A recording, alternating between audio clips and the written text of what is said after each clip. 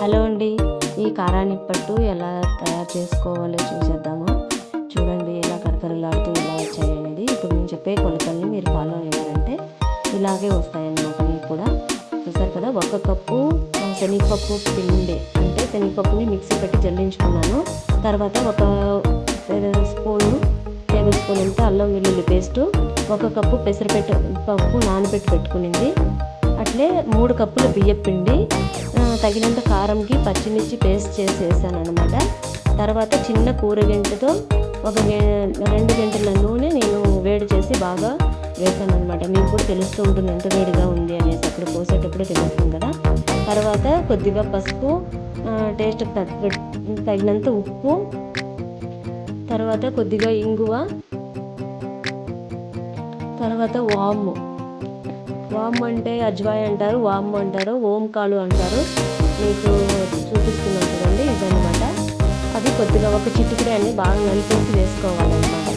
అలా వేసుకున్న తర్వాత బాగా అంతా మిక్స్ అయ్యేలాగా కలుపుకొనేసి తర్వాత వాటర్ వేయాలి. ముందే వాటర్ వేసి కలుపుకుంటే సరిగా మిక్స్ అవ్వదన్నమాట.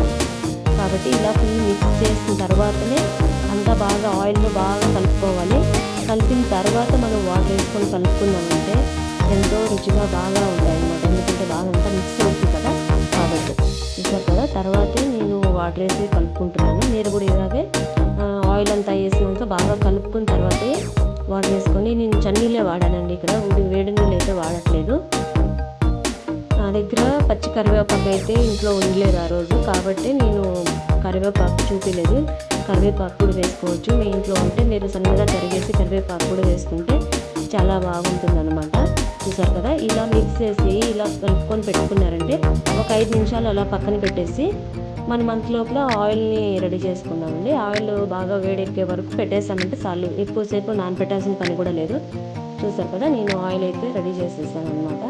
వేడెక్కిపోయింది. ఇప్పుడు ఒక ప్లాస్టిక్ కవర్ వస్తుంది కదా, దానిపైన మీరు నూనె అని పూసుకొనేసి దానిపైన ఈ లిక్విడ్ని అలా చేతితోనే కూడా ప్రెస్ చేసేసి వేసుకున్నారంటే కూడా సరిపోతుంది. లేదు మీ ఇంట్లో ప్రెస్సింగ్ మిషన్ ఉందంటే కూడా మీరు ప్రెస్సింగ్ చేసుకొని కూడా వేసుకోవచ్చు అనమాట. మా ఇంట్లో లేదు కాబట్టి నేను చేతిలోనే కట్టి వేసుకుంటున్నాను.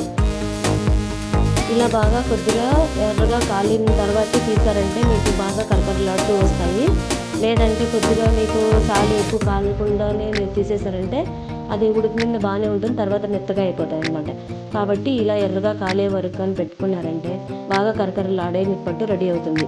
ఓకే అండి, మా వీడియో కానీ మీకు నచ్చినట్టయితే షేర్ చేయండి, లైక్ చేయండి, మా ఛానల్ సబ్స్క్రైబ్ చేసుకోండి, అలాగే మా ఛానల్ ఫాలో